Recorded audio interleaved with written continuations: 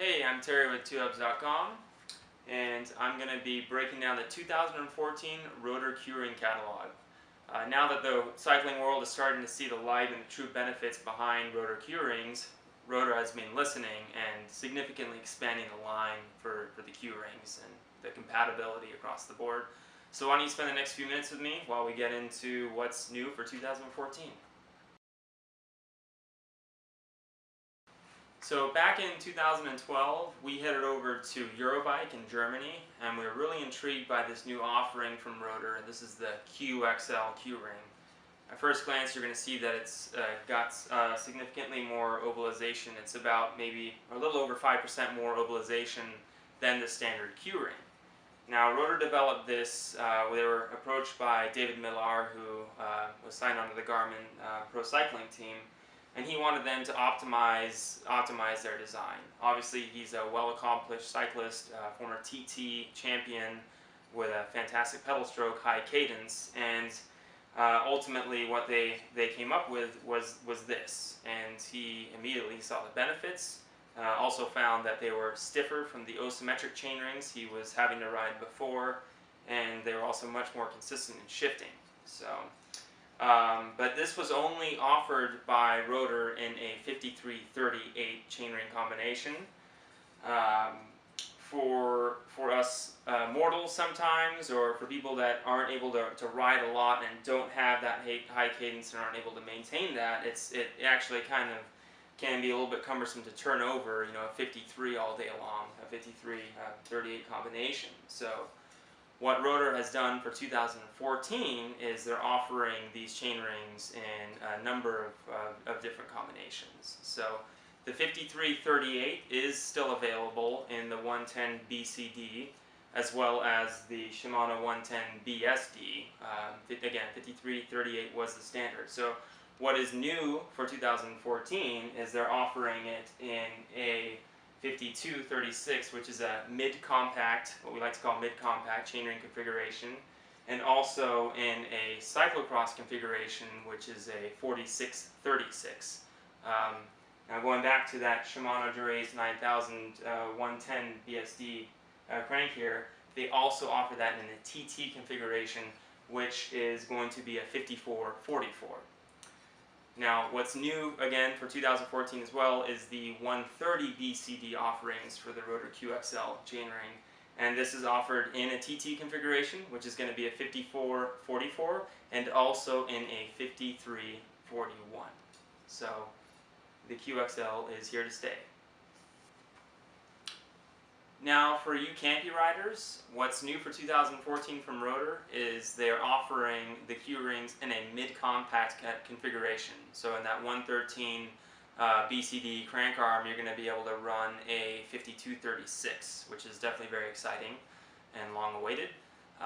Also, what's important is they're introducing their Aero Q-Rings now for campy cranks. So this Aero chainring will be available in their 53-40 standard, and also in their 52-36 mid-compact. So definitely some new exciting news from Rotor for campy riders as well. Now, one thing that's not new for 2014, but something I wanted to touch upon or clarify, is the OCP3 series here. This chainring here was designed by Rotor to clear certain cranks, crank arms that aren't able to allow for the adjustment of the Q-Rings. So this is a fixed position, position 3, which is the most common position you would be riding or using your Q-Rings in. Now, the cranks that require this are going to be like BB30 cranks, also the previous generation Shimano Dura-Ace 7950 compact crank. Or any Shimano compact crank for that matter. So that's what OCP3 is all about. It's just a matter of not having a crank that is compatible with Q-Rings, and you utilize this chainring here, which will put you in a fixed position but allow you to take advantage of the Q-Ring technology. So now the question, which Q-Ring is going to be ideal for you? Will it be the Qxl, increased ovalization chainring, or the standard Q-Ring here? So Let me start with the Qxl here. This is going to be for a cyclist that's going to have a high cadence, riding over a 90 or above RPM. Maybe a racer, somebody that's doing a lot of training, or somebody that's just got a seasoned pedal stroke, or somebody that's diligent about maintaining an efficient cadence. You'll find that within that specific or that cadence range, this is going to feel easier to turn over than even a standard Q-Ring. You'll find that it will increase your average wattage and also increase your average speed, reducing fatigue as well.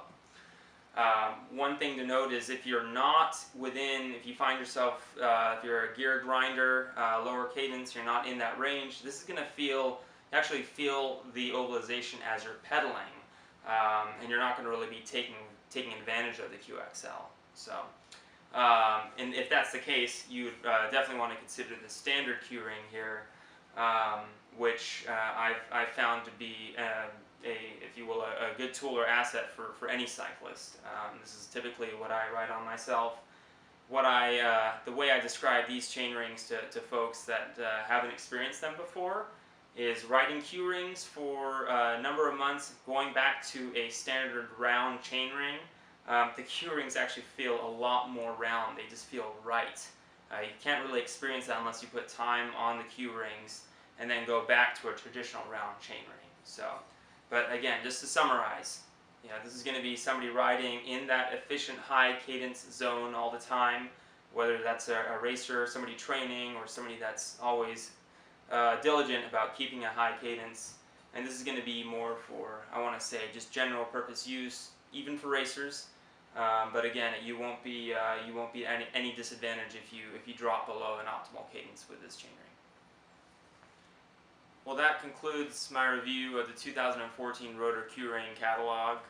For those of you that have reviewed our Q-Ring videos in the past and sent us complimentary remarks about how they benefited their cycling, we really appreciate getting notes like that, and we're excited it's helped you. We hope you spread the word of the Rotor Q-Rings and their products to your friends, whether they're interested in buying the products from us or other Rotor dealers. We're always excited to talk about Rotor products. So any questions, you know how to reach us at 2hubs.com. That's info@2hubs.com. Make sure you enjoy the ride.